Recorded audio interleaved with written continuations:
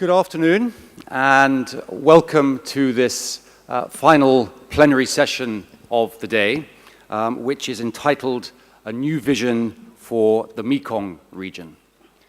My name is Justin Wood. I look after the Asia-Pacific region for the World Economic Forum, and it's my great pleasure to be moderating this plenary. As the name of the title suggests, we want to be able to spend the next 45 minutes engaging with 5 of the leaders from the Mekong to hear their thoughts on how they see the future of the Mekong. And I thought I would set the scene just by sharing with you a few facts that I think might surprise you about the size of the Mekong. As I'm sure you all know, there are 5 countries, Cambodia, Laos, Myanmar, Vietnam, and Thailand. And collectively, these 5 countries have a population of 240 million people. So if the Mekong was one country, it would be the 6th biggest population in the world. It's a lot of people. If you add up the GDP of the 5 countries of the Mekong region, it would come to $800 billion US. If the Mekong was one economy, it would be a G20 economy. In fact, it would be the 19th biggest economy in the world.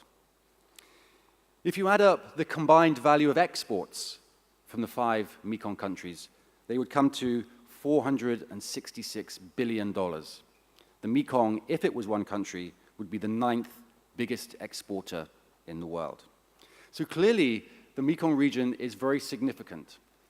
But it would be wrong to think of the Mekong at this stage as one economy, because historically, these 5 nations have not been particularly integrated.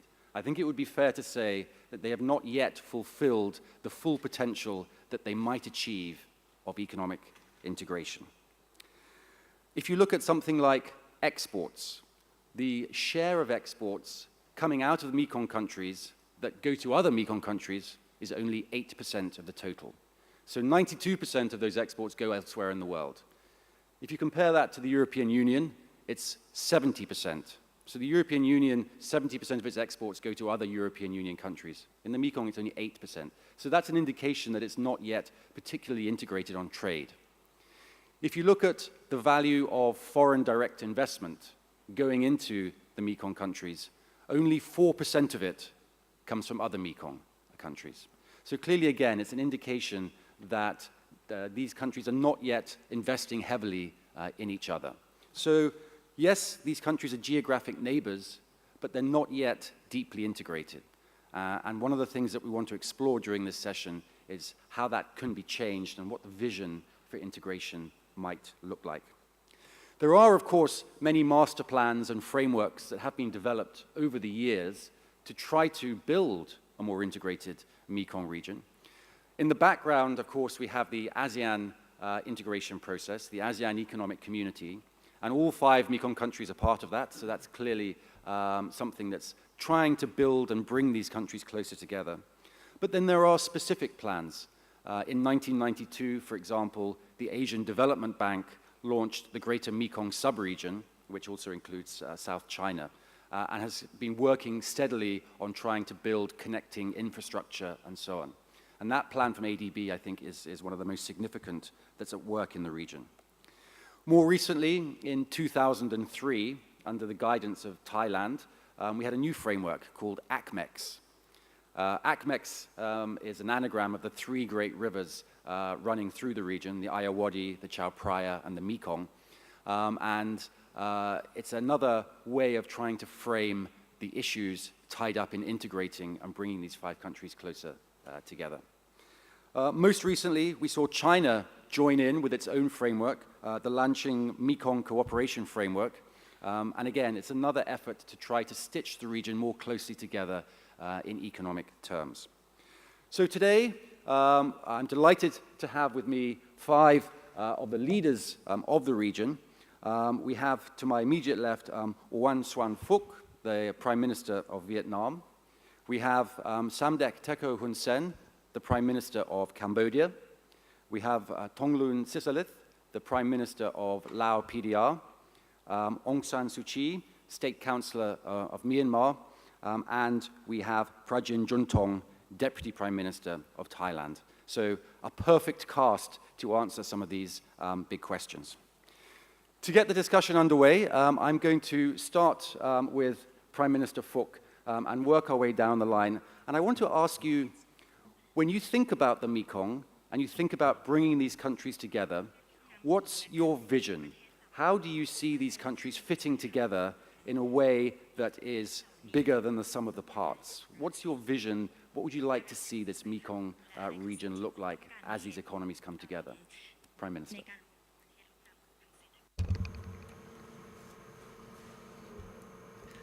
Excellencies, leaders of the Mekong countries, distinguished colleagues, ladies and gentlemen. It's a great pleasure for me to answer the first question. ASEAN is unity in diversity, and it is very clearly reflected in the Mekong framework as well. We have the differences in the starting point, in the history, but the common vision is peace, stability, integration. And especially with the advent of the fourth industrial revolution, the connectivity and the sustainability is also very important. We also understand that it is the common interest of the Mekong countries of businesses, that is, the vision will contribute to the development, to the ASEAN community building. Our 5 countries should reinforce peace, stability, and development in the Mekong region and the development of ASEAN countries. Thank you, Prime Minister. Prime Minister Hun Sen, maybe your thoughts on how you would like this Mekong vision to develop.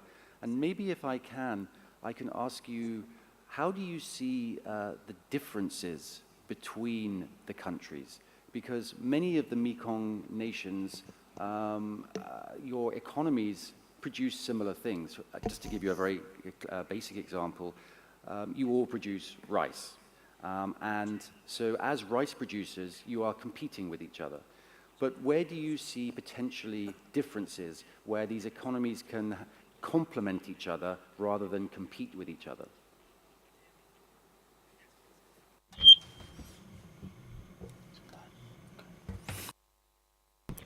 Thank you for the question. The question is good.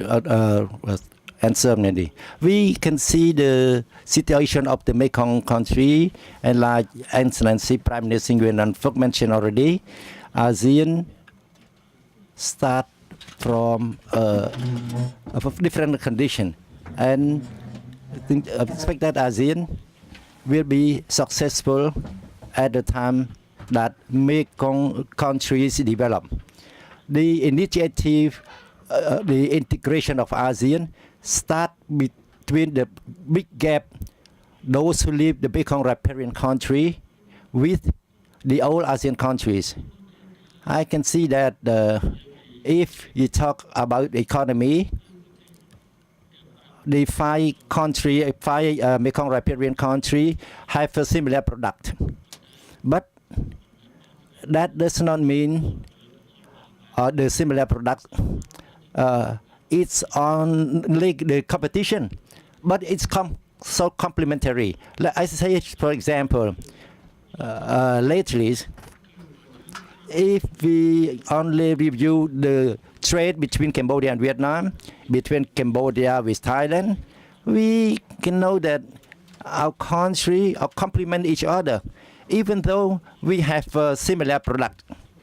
The trade volume between Cambodia and Vietnam is more of $4 billion per year, and the trade volume between Cambodia and Thailand is around $6 billion per year. So it means that we are not just competing with each other, but we also complementing each other. Besides that, Laos can be considered the batteries of the Mekong countries, and we talk further than that. Laos has enough capacity to help to connect electricity to among ASEAN countries. So that is the complementaries rather than competing each other. Another point, I still remember my idea that at the time we started the inception of ADMEC, I also persuade a country in ADMEC, we should set up association of rice exporting association countries. So since then, since 15 years already, that association, the rice export countries association cannot be established. I think if we could establish this rice export countries association, then we are not only competitor, but we cooperate with each other in order to promote the agriculture sectors, which become the bow of Asia. Prime Minister Thongloun Sitsoulith, your vision for the Mekong region and how you see the differentiation of Laos and how it fits with your neighbors.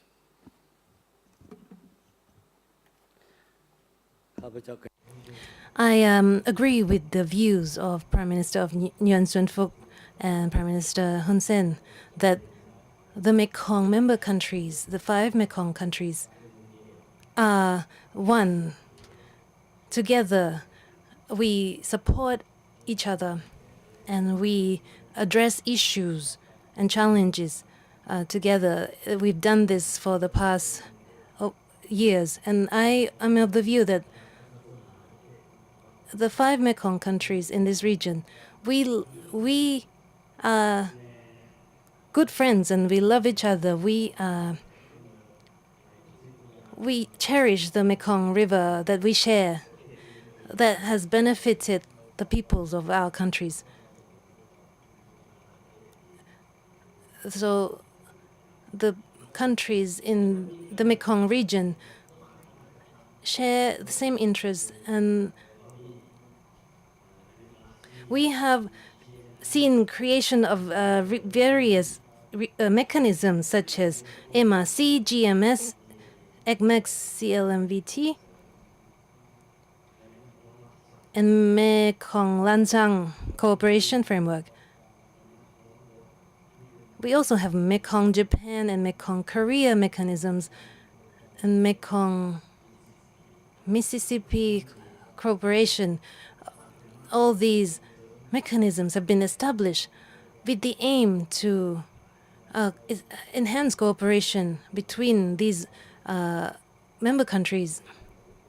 So I think Mekong countries should continue to cooperate.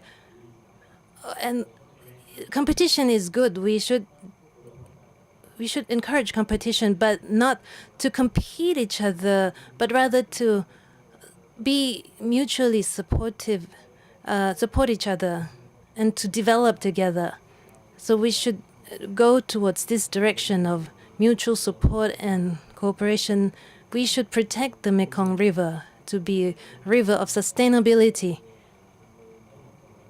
where we all member countries together protect the environment, and together we develop.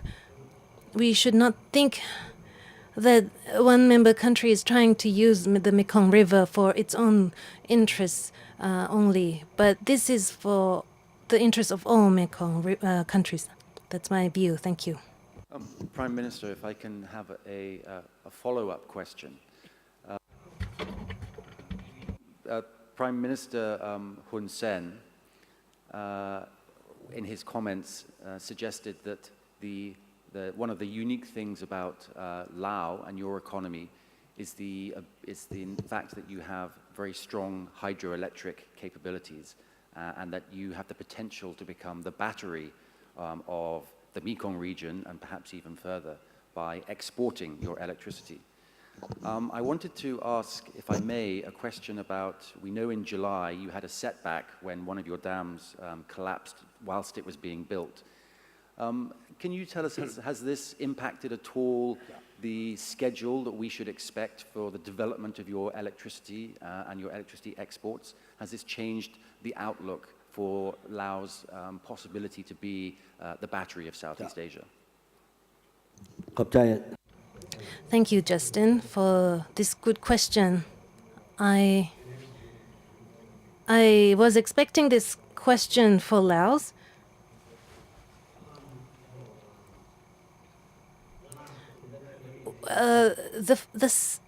This saying about Laos becoming a battery of ASEAN came from an article of a magazine that wrote about this many years ago. They did a study. Mekong tributaries in Laos present opportunities for development of hydroelectricity in Laos to be used for development and production and also export to neighboring countries. And they even said that Laos can one day become a battery of Asia or ASEAN. But I don't agree with their assessment. I explained it before that Laos cannot become the battery of Asia because our capacity to develop electricity in Laos compared to the demand of ASEAN countries, neighboring countries, is very limited. But Laos has the capacity to leverage this potential in terms of water resources in Laos. We can produce electricity that is sufficient for Laos and that can be exported to our neighboring countries. The use of electricity within the country, as opposed to exporting to neighboring countries, we have been able to achieve 2/3 of our capacity. We have been exporting electricity to Thailand. Thailand is our biggest consumer, and also Vietnam and Cambodia also buys electricity from Laos. However, of course, building hydropower dam projects in Laos should be done based on a well-studied and well-planned study approach. We have to ensure that we comply with international standards. The study of a project should be based on scientific information and experts' views. Laos has about over 50 hydropower dams across the country. The saddle dam of the dam in Atapu province that collapsed, the saddle dam is part of the dam project in Atapu. It's a project that's still under construction, but the saddle dam collapsed. We, in terms of electricity development, we have this commitment to make sure that from now on, development of hydropower projects should be based on careful planning and good design, and we have to ensure socio-economic aspects and the impact of the project, potential impact of the project on the society. In terms of project development, big or mega projects we have to invite stakeholders, regional and international stakeholders, to join us in the study of the feasibility of the projects, such as under the MRC framework. the Sepian Senam Noi hydropower dam that we're talking about in Attapur province, this one has not been completed and it has not started exporting electricity. However, after the incident in July in Attapur province, we have announced the suspension of all new projects, new hydropower dam projects. And we are also inspecting those projects that are under construction. And we have also invited experts to come and investigate the reason behind the collapse of the Sado Dam. However, building hydropower projects is a good way to generate income. It is a good way to generate renewable and clean energy. And we have good model projects that in Laos, such as Nam Thun 2 hydropower dam project. This was a project that started many years ago with the support of many parties, such as the World Bank and other financiers. It has made great achievements. So we have learned a lot from this project, and also the incident in Sepian Senam Noi project, dam project. The impact of the incident in July is something that we will continue to take into account in moving forward in terms of our hydropower production. Laos will still continue to study other options of renewable and clean energy, such as solar panel and wind turbine, in terms of sources of electricity production. Thank you. Thank you, Prime Minister.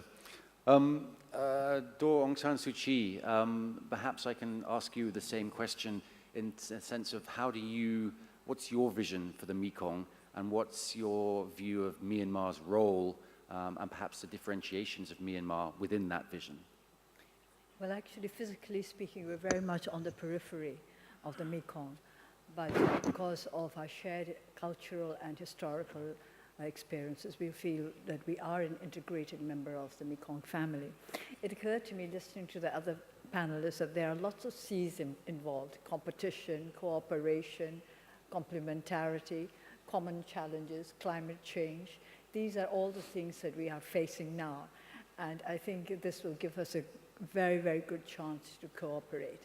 With regard to the complementarities, from Myanmar's point of view, for example, we were thinking of buying electricity from Laos, but we have been warned that perhaps we shouldn't rush into this. And at the same time, we're exporting natural gas to Thailand. And so I don't think we have to be afraid of competition. It occurred to me that rice, we are rice exporting countries. At one time, Myanmar was a rice bowl of the world. And then, of course, our place was taken by Thailand, and then Vietnam came into the picture. But that has not stopped us from reaching our pre-war level of rice export last year. But that has not affected the rice exports of either Vietnam or Thailand. The fact that we have been gaining our position in the world rice market does not mean that the markets of Vietnam and Thailand have shrunk. So I don't think we have to be afraid of competition, provided we take advantage of the opportunities offered by an elastic world market, a market with a certain amount of elasticity, as well as the human predilection for diversity. We don't have to produce exactly the same things. Even if we produce rice, our customers are different from the customers of Thailand and Vietnam. And I don't think either Thailand or Vietnam are particularly nervous about the fact that our rice exports are going up. Now, if we think of our common culture heritage. This is something that we can exploit commercially as well. Another sea coming in, lots of seas, as I said, it occurred to me, because we could arrange the kind of tour groups that would take in Laos, Cambodia, Thailand, Myanmar, and this would be one cultural group. Vietnam is slightly different from us, but still it is close enough and could be part of the cultural programs. And also, climate change, Laos, we were talking about what happened in Laos. We also have been suffering from tremendous floods over the past couple of months. And I think this is something we all have to face together. Myanmar is considered one of the countries in the world which most vulnerable to the effects of climate change. And we have our neighbors who will be facing the same problems. We could face them together and we could help each other. And that's where cooperation and facing common challenges come in. So I think, as I said, physically on the periphery of the Mekong, I think we could work together and make this not just a commercially, economically vibrant region, but a region that could be a lesson in how we make our complementarities and our common challenges strong to bring us together, and even to make our competition the healthy kind which will help us to progress. I would very much like to be a more active member of the Mekong family, and I think this will come about as we catch up. The Mekong countries represent development gaps within ASEAN, and I think this is also very useful for us. How do countries like Myanmar and Laos, who are not as far advanced as Thailand, how do we work together in order to narrow the development gaps in the interest of all the different members of the family? So I don't think we have to worry about competition. We have been able to show in the instance of rice that the fears about competition were exaggerated. And maybe I can move to the vision from Thailand, if you are answering the same question, your vision and how you see Thailand's role within it. Thank you very much. I would like to support the other leaders which have said previously about their vision on how to get along peacefully, sustainably, and not to allow challenges to diminish the quality and the strength of our cooperation, and how we could work together to create peace and sustainability. In Thailand, we believe that water is the essence of life. Therefore, the Mekong River is the main bloodline that brings life to our 5 nations. The Mekong River will bring about a beautiful environment, rich natural resources essential to life, and create a good livelihood for everyone, and contribute to better sustainability and livelihood, good jobs. We will need to work together to use these natural resources and all the resources both on land, in the water, and in the air. These can all contribute to better economic growth. If all 5 countries could better to create and conserve our environment, we will be the lungs of ASEAN. Besides the environment, we also have very beautiful business environment, which is of great interest to the external partners. In the economic side, we need to promote greater cooperation on all sides. For example, the transportation, logistics, energy, and then also bilateral cooperation.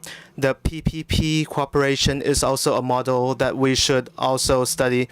On the side of energy, we see the strength in Laos and also in Myanmar. and we have long-standing cooperation with these countries. During the past years, we have signed many cooperation from Laos to the tune of 9,000 megawatt. The development is about 70% right now. We are now the transit country for the energy to various other countries in ASEAN. On the area of transportation, we are now at the heart of the region. To the north is the south of China. To the west is the Andaman Sea, the link to South Asia and Europe.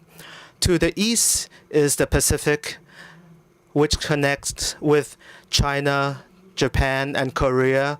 So as you can see, whether it be land, air, or sea, our 5 countries have great potential, and we could learn from one another to better promote transportation. Lastly, on technology, especially the digital technology, we have said earlier this morning that we need to work together to create ASEAN digital infrastructure.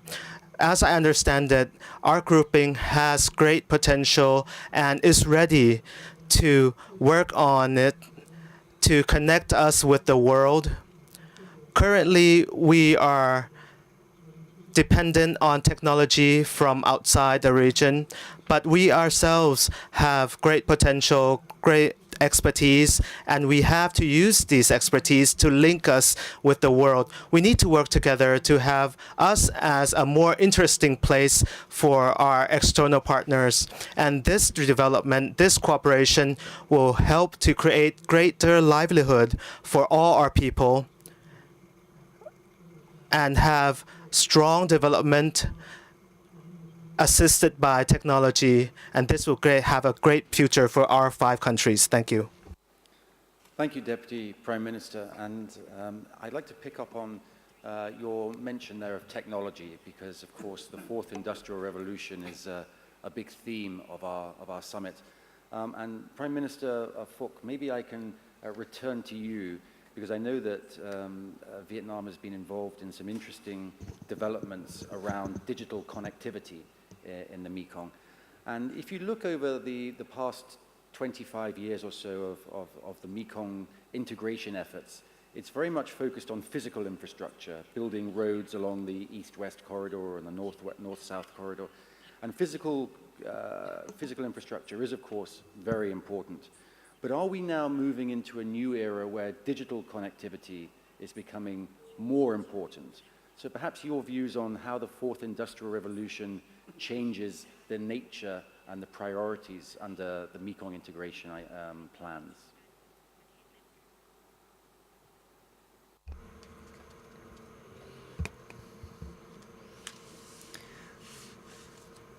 I share the views that the leaders of Mekong countries have expressed, and the vision that we have on peace, on stability, on sustainability, on development is still there. We have physical connection or connectivity like transportation or energy, and now we have the advance of the 4th Industrial Revolution.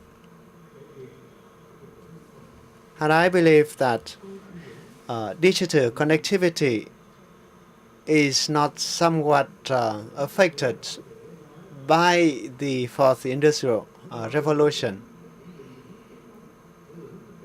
It is in fact part of that vision.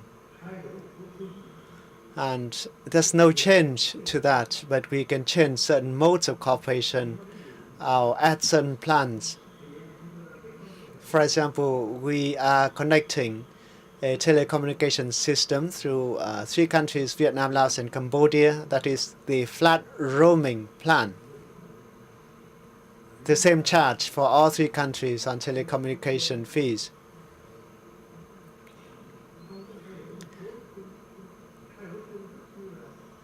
And for example, we no longer can depend just on natural resources, but we must rely on innovation, on reform, on creativeness.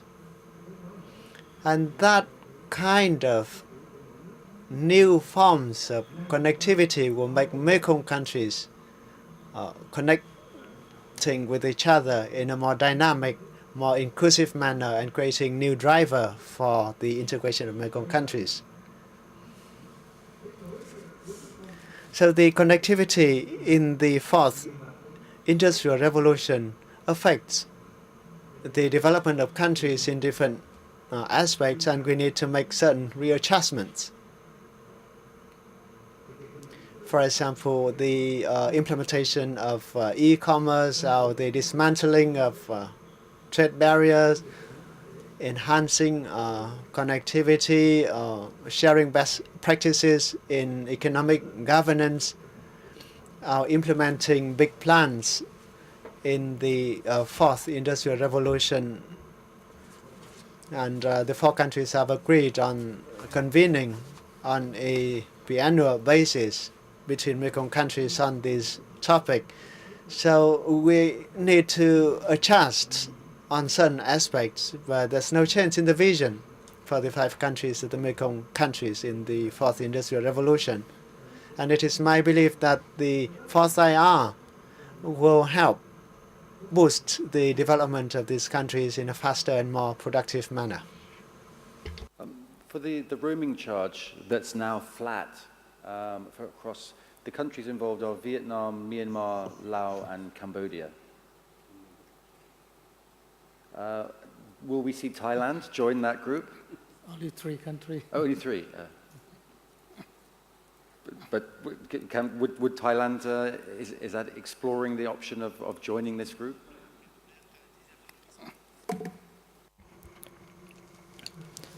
Thank you for that question. Thailand supports this idea, which was proposed by the Vietnamese Prime Minister, to build a digital network. Currently, we have greater capacity, especially for the cable connection, for example, the landline, undersea, and then also satellite connection. I believe that in the future, that this will help to reduce our cost for operation, and then also the maintenance will also be lower. I'm also confident that pretty soon the expense for the consumers will soon come to the same point. We believe that this has been an issue which we have discussed for at least 2 years and hope that this will become a reality soon. Thank you.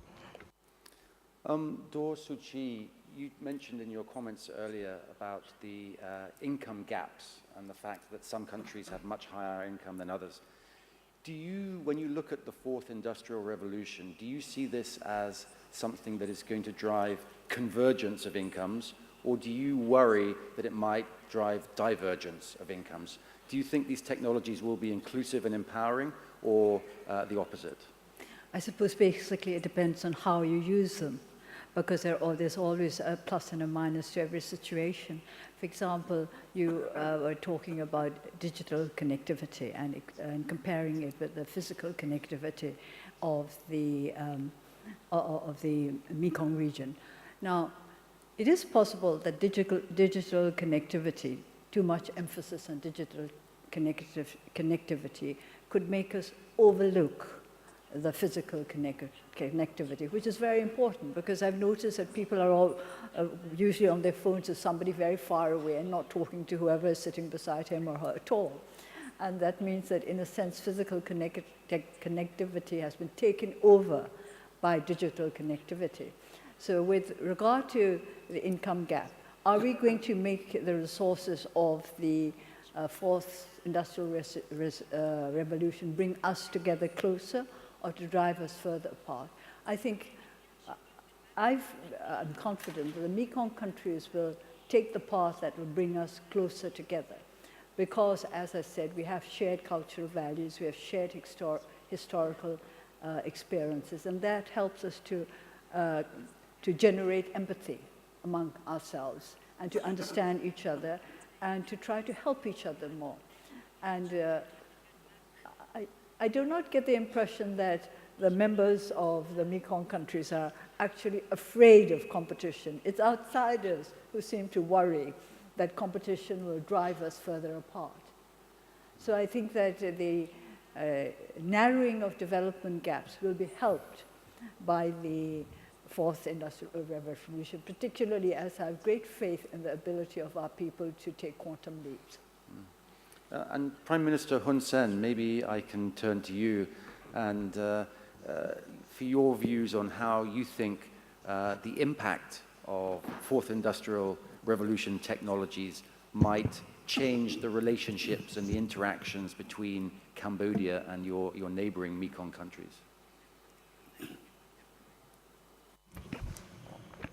Thank you.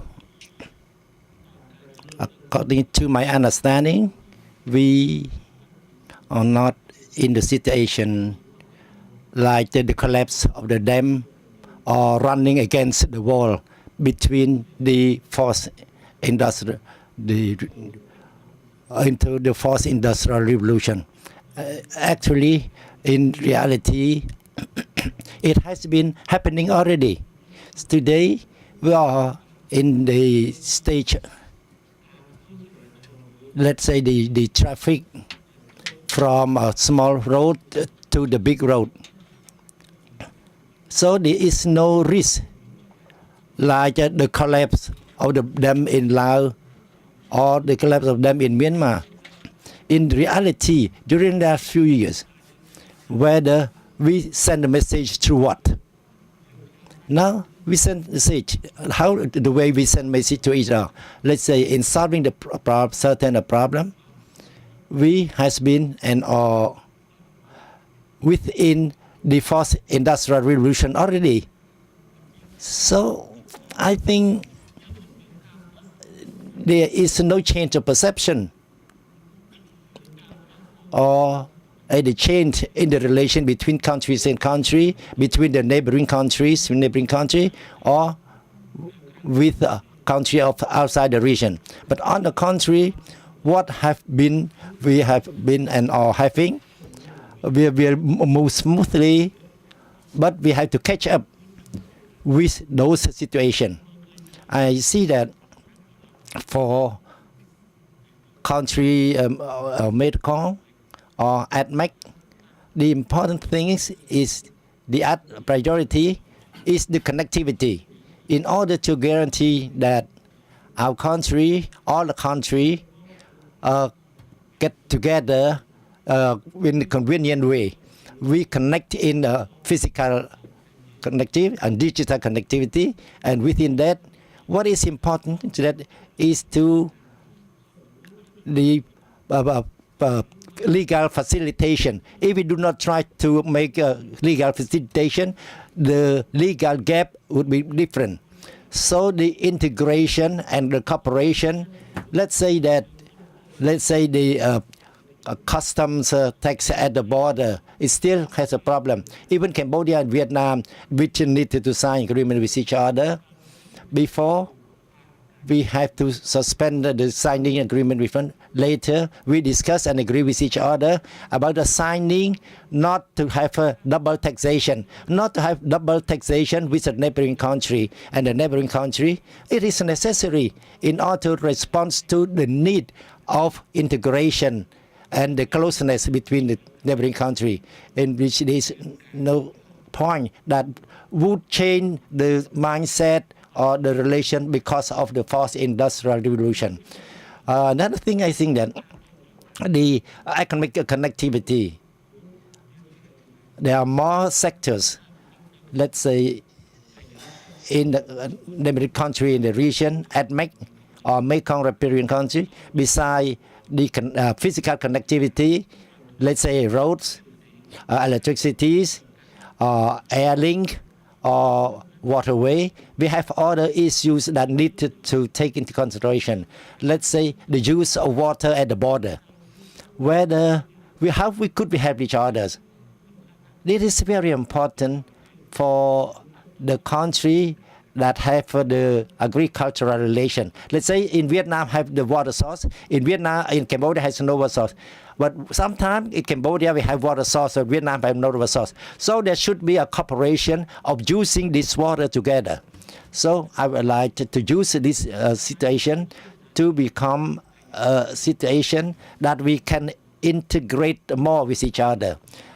Another thing about natural disaster at the border, we should have agreement in relations to in the response to the disaster management. Let's say I used to face such a problem at the time of flooding in the remote area of Cambodia. We cannot help our people over there. So we have to rely on the armed forces of Vietnam. So the armed forces of Vietnam can evacuate our Cambodian people to the Vietnamese side. That's an example I have faced already. Therefore, Cambodia and Vietnam, and I'm now discussing with Thailand too, so that we can sign on the agreement on the cross-borders disaster management. If we do not have such agreement, when they say need a Wi-Fi, that Wi-Fi, they do not know the border. They just burn over the border. But to put an end to the Wi-Fi so that there will be no Wi-Fi, we start from Cambodia. So Cambodia cross to Vietnam without agreement, we invade Vietnam. And Vietnam come to Cambodia, we will say that Vietnam invade Cambodia. Or Thai the same way. So we should have made work in relations to this issue. What is the request of the business people is the trade facilitation in order to facilitate them so that they can do business together. That is to promote the connectivity and do in the way that. And I think that there is no change of perception in the world, whether the region, about the fourth industrial revolution, that they will change the geopolitics or a change between one country to another or between one group to another. Thank you.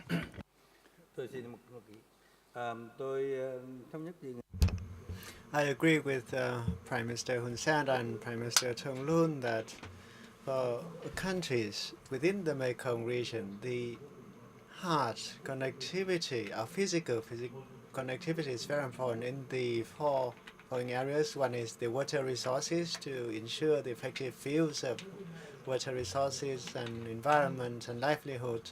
The next is the connectivity in energy, as other leaders have said, for countries with hydropower potential like Laos and others. Next is the transport connectivity, both on roads and in water and in the air. And that's something that we continue to work on, that the highway of these countries are not connected, and that has limitations. And finally, there's another important area of connectivity, that is the training of human resources. That is the most important resources for the application of the fourth IR. So there's both intertwined physical, or hard and soft connectivity. Thank you. Thank you, Prime Minister. I'm aware that we have actually run over our allotted time, but I feel reluctant to bring the session to a close quite so soon. Perhaps I can just end with one question to all of you, and I think it's an important, interesting question. We are moving into what Professor Schwab regards as a multi-conceptual world, where geoeconomic power is shifting, new centers of economic strength are emerging. And here, the Mekong region sits at a very interesting geostrategic location, because to your northeast, you have the rise of China. To the west, you have the rise of India. To the south, you have the rise of maritime Southeast Asia, notably Indonesia, but also Philippines and others. And so the Mekong region really sits at a very geostrategic location. And I wanted, very briefly, if you can, to hear your thoughts on how you view the geostrategic role that the Mekong region will play as you integrate and as you build infrastructure, how can you either be the connective tissue, or how do you think about your geostrategic role as these big economies all around you also rise and grow? And maybe we can go along in reverse order. DPM Prajin, maybe I can start with you, your views on the Mekong's geostrategic role in the rise of Asia.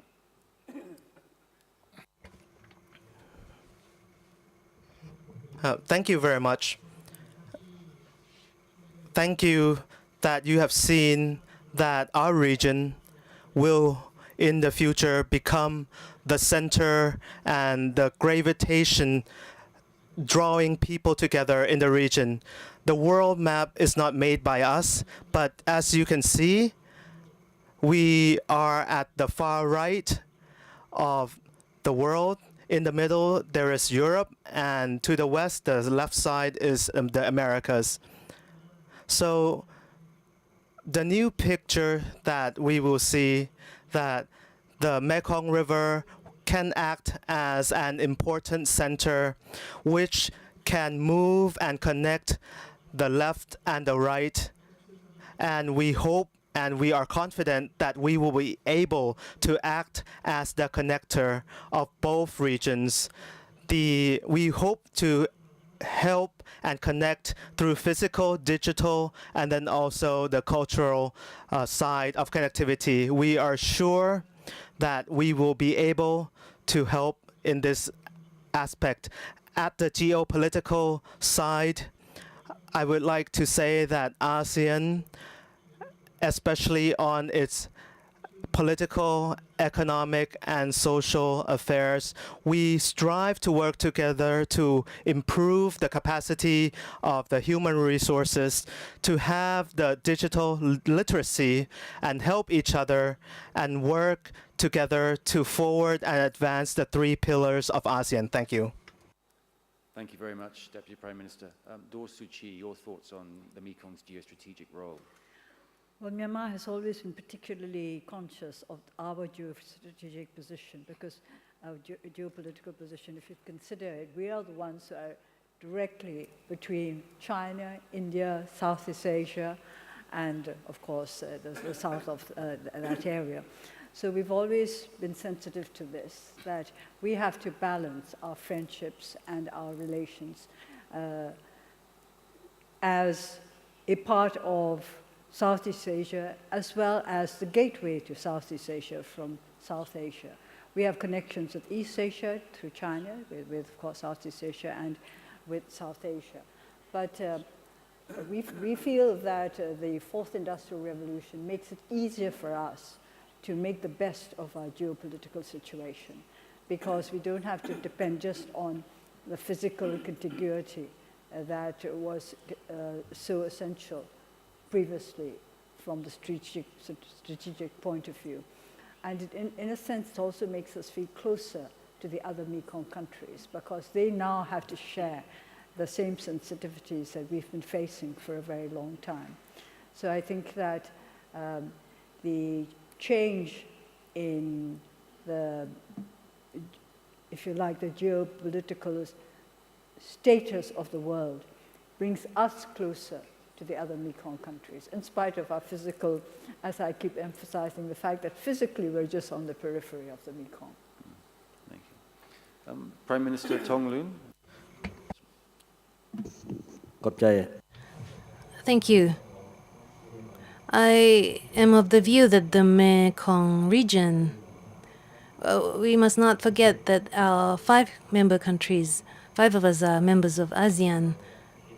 I think that the Mekong region has vast potential and strengths, but the differences among us, whether it's political system or economic development level or in terms of culture and traditions, our differences can be used as potential to enhance cooperation for development. We can learn from our strengths, respective strengths, together to advance forward. So I think our Mekong countries have so many potentials that can be utilized.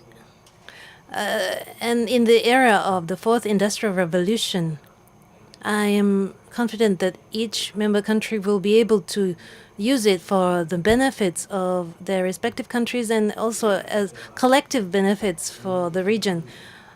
One important thing is the Mekong countries have to cooperate for development. And Mekong River originated from Lansang River through the ocean tributaries. The other mechanisms, such as the MRC or Mekong Lansang cooperation mechanisms, these complement each other. These mechanisms complement each other. We can exchange views and address issues together, and that's the way forward for us. We cannot work separately or in isolation. We have to work together. We are interconnected in many areas, and in terms of geography, we are located together in the same region. We have long historical traditions that we share. Those countries outside the Mekong region, they can come and visit Mekong countries. They will see the diversities and the unique features of each member country. Thank you. Prime Minister Hun Sen, your thoughts on the geostrategic outlook, and perhaps whether you have a view on you seeing the region move closer to those on the east or those on the west or those on the south, in terms of the relationship between the region and the countries here. Where do you see the alliances and the allegiances? How do you see them shifting?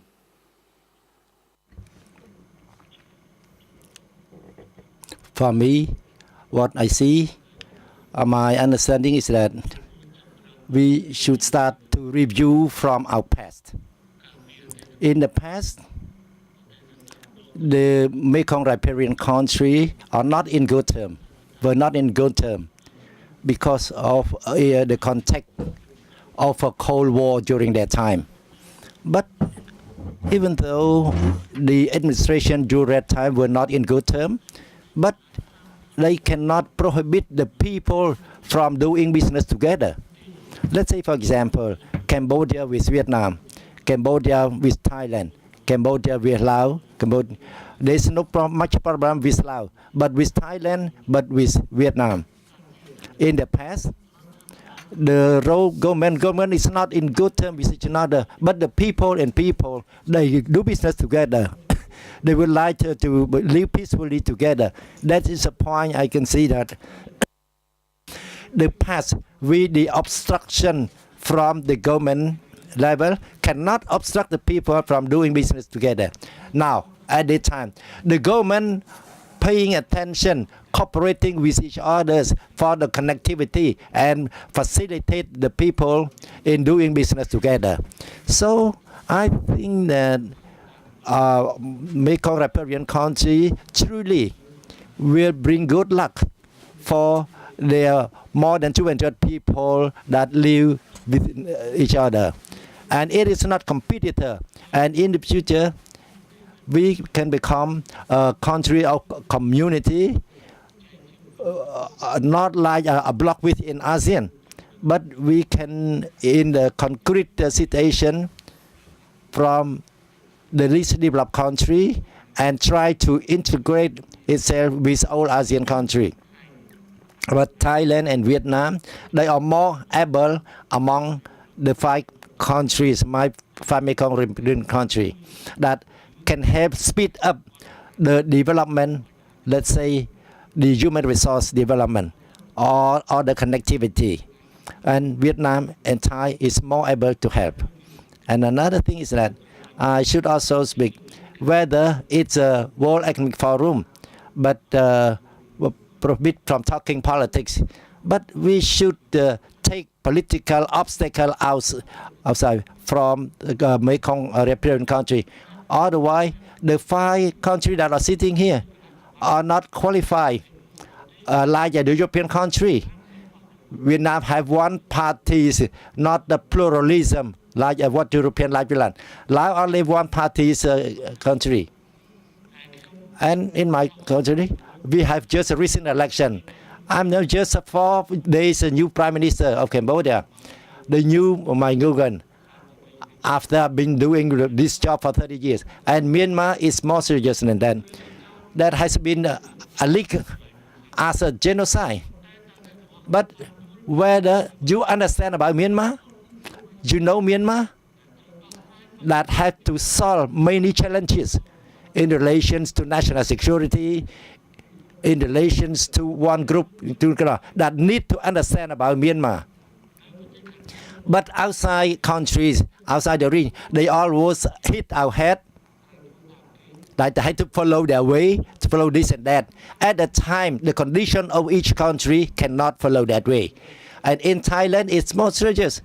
Even though you can announce about the election in February, coming February. However, that is the right, the decision. Leave that rights to those countries to be in peaceful politically, so that to promote their national building. I raise this issue, don't would like to send a message to all the country, but I think the Mekong Republic are those who are political victim. And I said, outside the region country that do not know our problem, leave us to solve the problem to ourselves. Thank you. Very, very passionate response. Thank you, Prime Minister. And finally, let me end with Prime Minister Phuc, your thoughts on the geopolitical outlook for the region. I believe that the geopolitics situation among the major powers, there are certain complex issues, but we are part of the ASEAN community, 5 out of 10 ASEAN countries. So we have unity in diversity. That's a very important principle. And I believe that geopolitics in the 4th IR, what does it mean? First, you must say that we respect each other's political system. Next is to respect independence and sovereignty and integrity of each other in terms of the territory, and equality, mutual respect. We are forever brothers and sisters, and eternal peace for the people. Those are very important principles for the conduct of affairs in the river, and to bring well-being and happiness to the people. And this is the demand for the 5 countries. Thank you. Great. We have run very much over time, for which I apologize, but lots, I think, of very interesting views from the 5 leaders. Please join me in thanking warmly all of them for sharing their time with us today. Thank you.